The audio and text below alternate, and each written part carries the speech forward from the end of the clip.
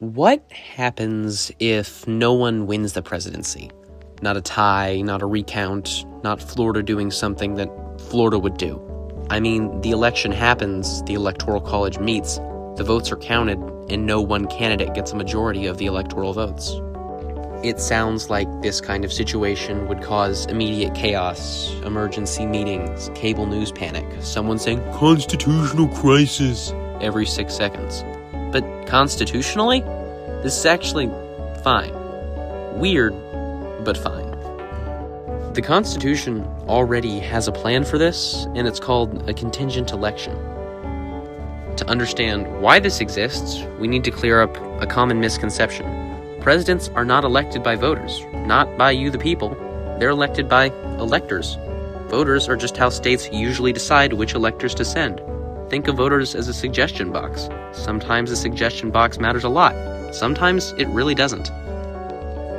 To win an election outright, a candidate needs a majority of the electoral votes. Today, that number's 270. Not the most, a majority. If nobody gets there, the 12th Amendment steps in like, okay, I guess I'm doing this now.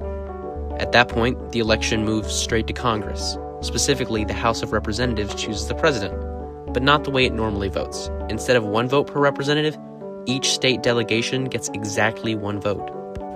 So yes, that means California, with all 40 million of its people, gets 1 vote, and Wyoming, with all 600,000 of its people, also gets 1 vote.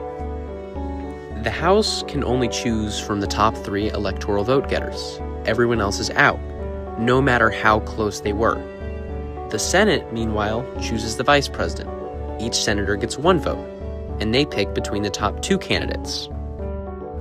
Although this sounds theoretical, it has happened before. In the election of 1824, 4 candidates split the electoral vote. Andrew Jackson won the most popular votes and the most electoral votes, which usually helps. But he didn't win a majority, so the election went to the House.